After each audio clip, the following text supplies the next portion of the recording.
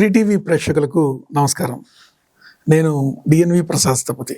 ఈరోజు మనం భగవంతుడి యొక్క పంచావతారాల గురించి చర్చించుకుందాం. సాధారణంగా భగవంతుడు దశావతారాలని మనందరికీ తెలుసు, కానీ దానికంటే పైన పంచావతారాలని భగవంతుడి యొక్క 5 స్వరూపాలు మనకి సంప్రదాయంలో చెప్తారు. అవేంటి అని అంటే, సర్వాంతర్యామైనటువంటి విష్ణు భగవానుడు పరస్వరూపంలో ఉంటాడు, అట్లాగే వ్యూహ స్వరూపంలో ఉంటాడు, అట్లాగే విభావతారం అని ఇంకొకటి ఉంటుంది, అంతర్యామి స్వరూపం అని ఒకటి ఉంటారు, అట్లాగే అర్చా స్వరూపంగా ఇంకొకటి ఉంటారు. ఏమిటి ఇవన్నీ అని అంటే, ఎక్కడో పరమపదంలో కేవలం నిత్యసూరులు ముక్తిని పొందిన వారు మాత్రమే వెళ్ళగలిగినటువంటి శ్రీ వైకుంఠంలో పరమపదంలో భగవంతుడు దక్షిణాభిముఖంగా కూర్చుని ఉండి శ్రీదేవి, భూదేవి, నీలాదేవి అనేటువంటి 3 భార్యలతో కూడి ఉండేటువంటి ఒక అద్భుతమైన రూపాన్ని పరస్వరూపం అని అంటారు. అది కేవలం సామీప్యంగా మోక్షం పొందిన వారు మాత్రమే చేరగలిగినటువంటి స్థానం అది. అక్కడుండే ఆ స్వామికి సవ్యం పాదం ప్రసార్య శ్రిత దురిదహరం దక్షిణం కుంచయిత్వా జానున్యాధాయ సవ్యేతరం ఇతర భుజం నాగభోగే నిధాయ అన్నట్లుగా భగవంతుడు తన ఒక కాలుని కుంచితంగా మడతపెట్టి ఇంకొక కాలుని కిందకి వేలాడదీస్తూ ఉండి ఆదిశేషుడి మీద హాయిగా కూర్చుని ఉండేటువంటి రూపం పరస్వరూపం. అయితే దేవతలకు కూడా ప్రవేశం లేనటువంటి ఆ పరమపదంలోని భగవంతుణ్ణి మనం నేరుగా దర్శించలేం. దాని తర్వాత రూపాన్ని వ్యూహ స్వరూపం అని అంటారు. వ్యూహ స్వరూపం అంటే క్షీరసాగరం.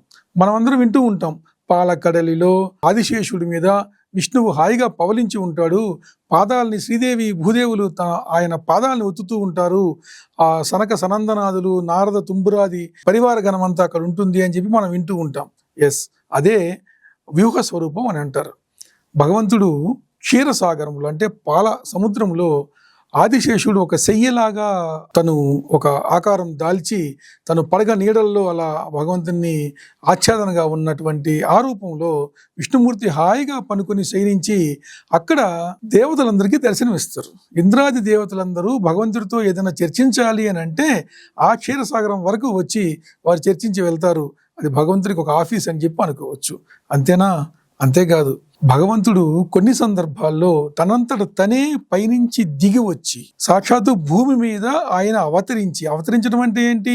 దిగి రావటాన్ని అవతరించటం అని అంటారు. అవతరించటం అని అంటే దిగి రావటం, తన ఉన్న స్థితి నుంచి కింద స్థితికి దిగి రావటం. అట్లా దిగి వచ్చి మామూలు మనుషుల్లో కలిసిపోయి, లేదంటే మామూలు ఈ జీవుల్లో కలిసిపోయి రకరకాల శరీరాలను తను ధరించి ఇక్కడ ఉండేటువంటి వైక్లవ్యాలన్నింటినీ సరిచేసి మళ్ళీ తిరిగి పరమపదం వెళ్తూ ఉంటారు.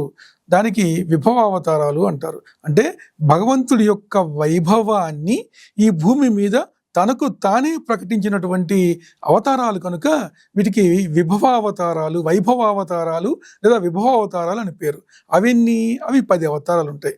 అది మనమందరం చెప్పుకునే దశావతారాలు. మత్స్య, కూర్మ, వరాహ, నారసింహ, వామన, ఇట్లా దశావతారాలు మనకందరికి తెలిసిన విషయమే.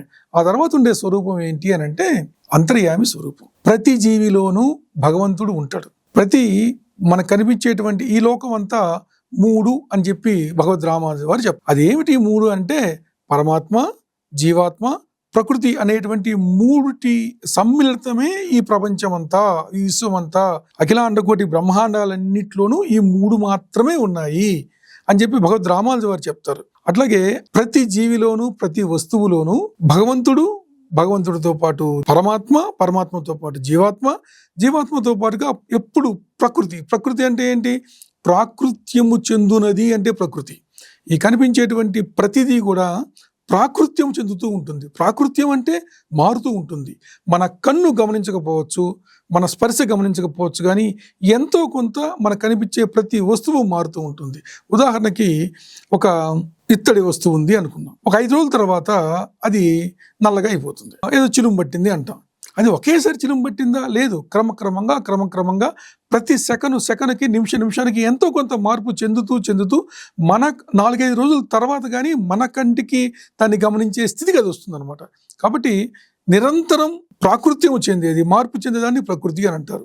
ఎప్పటికీ మార్పు చెందనవి ఏంటి అని అంటే పరమాత్మ ఎప్పటికీ మార్పు చెందడు. అట్లాగే జీవాత్మ, ఈ లోపల శరీరంలో ఉన్నటువంటి ఈ జీవుడు కూడా ఎప్పటికీ మార్పు చెందడు. ఈ 3 కలిసినదే ఈ అఖిలాండ కోటి బ్రహ్మాండాలన్నీ అని చెప్పి భగవద్ రామానుజ వారు మనకు వివరిస్తారు. అదే అట్లా ప్రతి జీవుల్లోనూ అంతరాత్మగా ఉండేటువంటి భగవంతుణ్ణి అంతర్యామి స్వరూపం అని అంటారు. ఈ అంతర్యామి స్వరూపాన్ని మనం దర్శించగలమా? దర్శించగలం. ఎప్పుడు? యోగం చేస్తేనో, సాధన చేస్తేనో, ఒక తపస్సు చేస్తేనో ఆ అంతర్యామి స్వరూపాన్ని దర్శించగలం. అది యోగులు, మహర్షులు అటువంటి మహానుభావులకు మాత్రం దర్శించగలరు. కానీ మనపోటి సామాన్యులకి అంతర్యామి స్వరూపాన్ని దర్శించేటువంటి అవకాశం అంతగా ఉండదు. అంత శక్తి మనకి బహుశా లేదు. అందుకోసమే భగవంతుడు ఇచ్చినటువంటి ఇంకొక అద్భుతమైన అవతారం ఏంటి అని అంటే అర్చా స్వరూపం. భగవంతుడి యొక్క 5వ అవతారం లేదా 5వ స్వరూపాన్ని అర్చా స్వరూపం అని అంటారు. అర్చా స్వరూపం అంటే విగ్రహ రూపం. విశేషంగా గ్రహించున్న దాన్ని విగ్రహం అని అంటారు. దేన్ని గ్రహిస్తుంది? ఈ ప్రకృతి మొత్తం, ఈ సృష్టి మొత్తంలో వ్యాపించినటువంటి భగవంతుని తత్వాన్ని, భగవంతుని యొక్క ఆ స్థితిని తనలో నింపుకొని, బాగా గ్రహించి నింపుకొని ఉండేటువంటి దాన్ని విగ్రహం అని అంటారు. ఆ విగ్రహం ఏం చేస్తుంది? ఆ తను నింపుకున్నటువంటి ఆ భగవత్ తత్వాన్ని ఎవరైతే తన ముందుకొచ్చి ఆరాధన చేసో, ప్రార్థన చేసో, నమస్కారం పెట్టో, లేకుంటే ఆ ముందు చరించినా కూడా వాళ్ళకి ఆ అనుగ్రహాన్ని ప్రసరింపజేస్తుంది. భగవంతుడి యొక్క కృపకి దాన్ని పాత్రులుగా చేస్తుంది. వీటిని మనం భగవంతుడి యొక్క 5 స్వరూపాలు, పంచావతారాలు అని అంటాం. ఇవి భగవంతుడి యొక్క 5 స్వరూపాలు, భగవంతుడి యొక్క పంచావతారాలు అని చెప్పి మనం చెప్పుకుంటాం సంప్రదాయంలో. ఈ పంచావతారాల గురించి ఒక్కొక్కటిగా మనం విస్తారంగా మళ్ళీ చర్చించుకుందాం. తదుపరి ఎపిసోడ్స్లో మనం చర్చించుకుందాం. నమస్కారం.